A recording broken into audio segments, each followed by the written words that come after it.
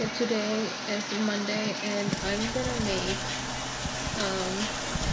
chicken curry with laksawan. So I already added the chicken and then i-fry ko yan ng konti. Gusto ko yung medyo like crispy, medyo brown, and then lalagyan ko rin ng curry powder and pinay ko lang siya sa konting olive oil. And then, nalagyan ko siya ng red bell pepper and then potato. Yan. So, ito na yun. Sinilagay ko na yung potato and then yung bell pepper. Hintayin ko na lang itong mag-cook. So, ito na yan. Yung chicken curry na ginawa ko. Sana masarap ito. Okay, so today is Tuesday and gagawa ko ng I don't know kung anong gagawin ko, basta pinakuluan ko yung onion, anong tawag dun sa kind ng meat na yun, oxtail, tapos onion and then konting salt and then tatanggalin ko yun pag malambot na yung meat, and then lalagyan ko ng broccoli and maybe kung ano pang gulay, and then lalagyan ko itong pansit. So tapos nagawa ko ng peanuts because gusto ko yan, and then ito yung sabi ko sa inyo, ganyan. Tapos maybe tatanggalin ko na lang nila.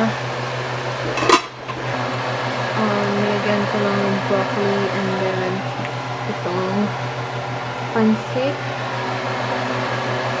And nag-soften na itong oxtail. Sarap yung oxtail.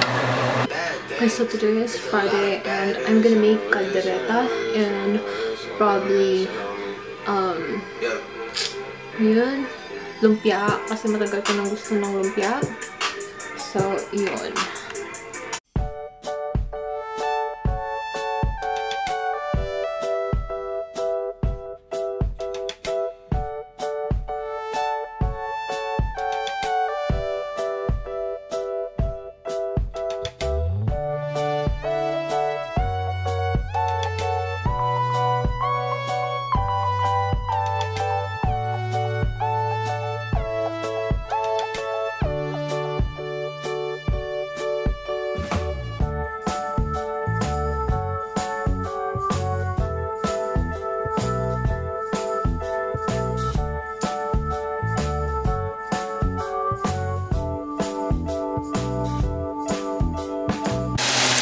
Ganito na yun. Kesa ko yung garlic and onion, and then inad ko yung beef, and then but before ko nag-gisa, pinay ko muna tong potato and carrot. Ganun na din, ready ko na din itong para sa lumpia. Gumamit ako ng tawag dyan, food processor para finely chop yung mga ingredients. Ayan, hindi ko yan mag-brown ng konti yung beef, and then nag-add ko ng water, and then ito. Sana masarap to. Eli is eating. What are you eating, Eli? What? Is that a watermelon? So, ito yung kakainin ko, blackberries, and maybe leftover nila, and then meron ng donut kayo ng breakfast. You like it? Hindi ba makakalinis ang bahay? Like, masyadong makalat yung bahay.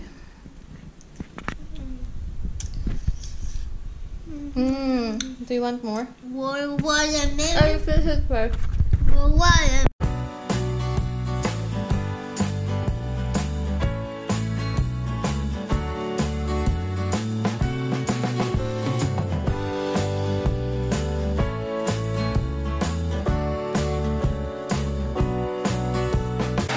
So ito na yun, inad ko na yung vegetables, bell pepper, green and red, and then carrots, and then potato, and then later i-add ko itong green peas, and then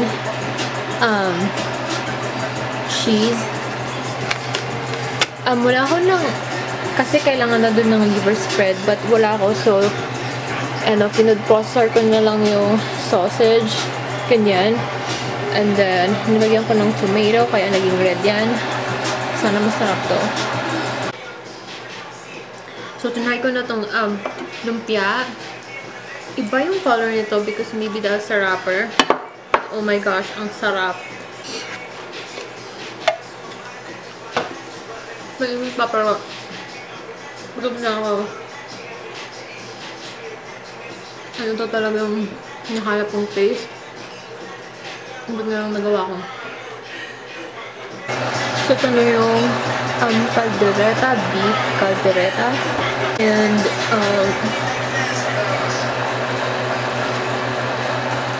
try kong i-taste. So, nilagyan ko na ito ng cheese. Sana masarap to. Ang dami na.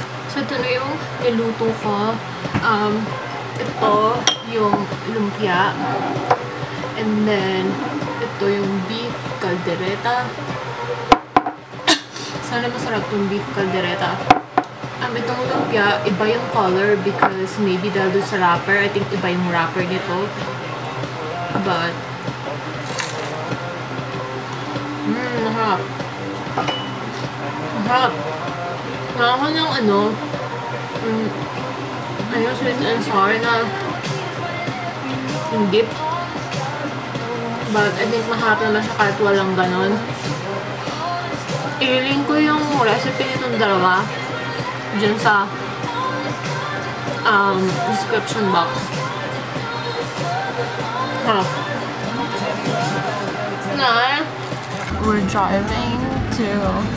We're heading to Kansas City and nag-stop kami dito sa food shop because gusto ko yung chips dito. Hi, Eli! Just ibig sa likod. Then, ito yung it looks maulan, masyadong maulan ngayon.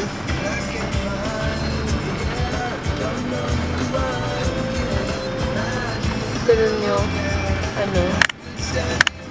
like very country yung style nito barbecue house, but gusto ko yung chips dito.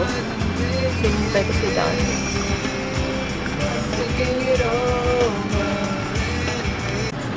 Lie. So yun. So I got here and wait for and ito naghahanap ako ng mga flatware because gusto ko ng bago. Ay, nahanap kong ganyan. Yeah.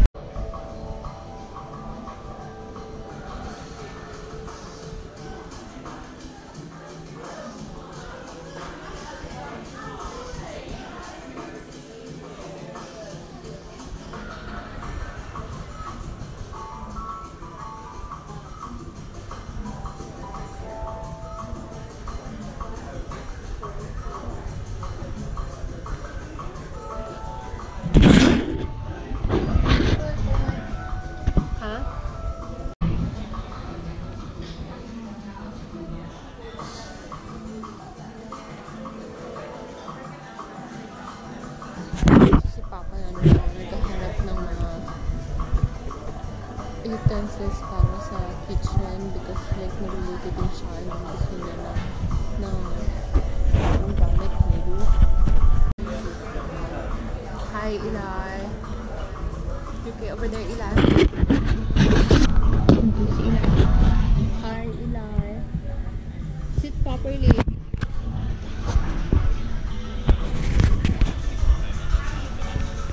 Pang ano yan? Pang slice ng apple. Sinabi ko ng gano'n. Ano pa yung hanap mo? Pang bukas? Piling ko yun doon ako. Ano pang nakikita mo doon? 69 euro. Ano pa yung iba? Bakit ano yun? Hindi, like pwede yung Bakal ka sa ito? Hindi, kasi kaya ko naman yung ganyan. So, pwede yung na lang, like, halimbawa yung spoon, ganun. Kasi feeling ko kailangan natin ng spoon. Yung pangluto, kasi like yung wood noon, parang medyo worn out na yun. Ito pang stir na ano? Yeah. Plastic ko lang mayroon naman Walang iba. Nakita mo yun yung parang gold na mga ganun, na mga ano. Yes. Kahansip mo. Papa, ito, maganda to. Wala. Plastic. No, para pag nagkukuko doon sa may... Alam mo, pwede to... Ulan. Watch me going, dude. Sabi na ito doon. Meron pa doon ng second floor sa taas. And meron doon ng mga furnitures. Hindi ako nagpunta doon because pumunta lang ako dito para sa school and sa... Watch me going. Sa spoon and sa plate. Because I don't want and plate.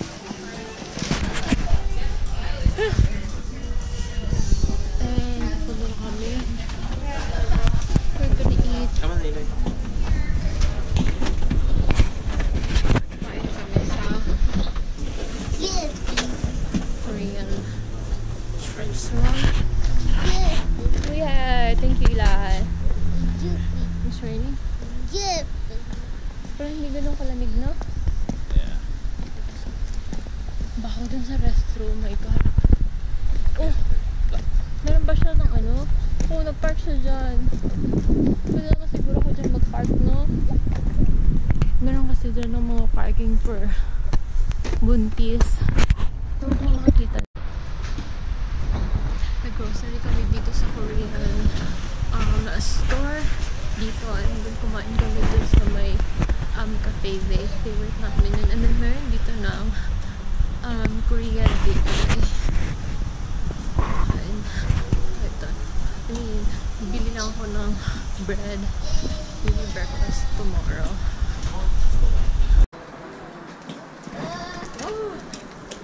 Oh. Thank you.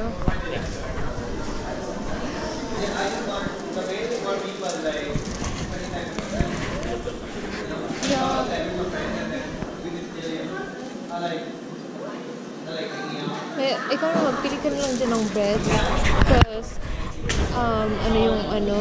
gusto ko lang ng cake. Ang gusto mo? Sabi ko, cake lang doon na slice yung gusto ko. So, nandun na kami sa, ayaw ko kung anong meron. Ito is fully yours. Ano is a French nag-bakery ka dyan. Hi, Eli. You want something? Do you want this? Lan? Lord. At meron pa sa doon ng mga cakes. So, kukuha lang ko ng slice. Alam ko ng chocolate. Gusto ko na, hindi, pink kasi. Ano talaga? Ano na lang? Hello? Ubus na, like, kasi like, late na kami pumunta dito.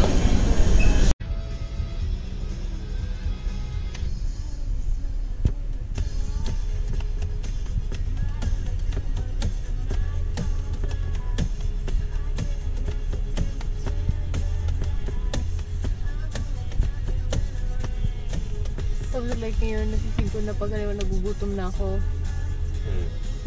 Yung nag-ano yung kamay ko. Shake. Hypoglycemia.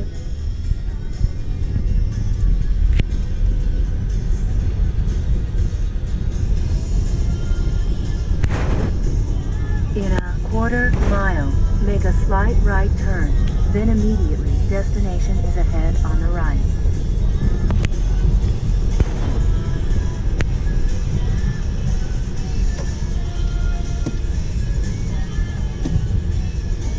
Hanggang saan kaya yung train na dyan?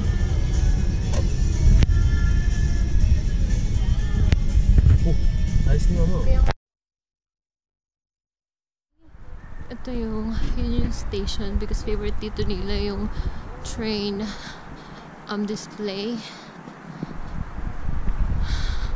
So pwede ka dito sumakay ng train papuntang ibang state. Ganon.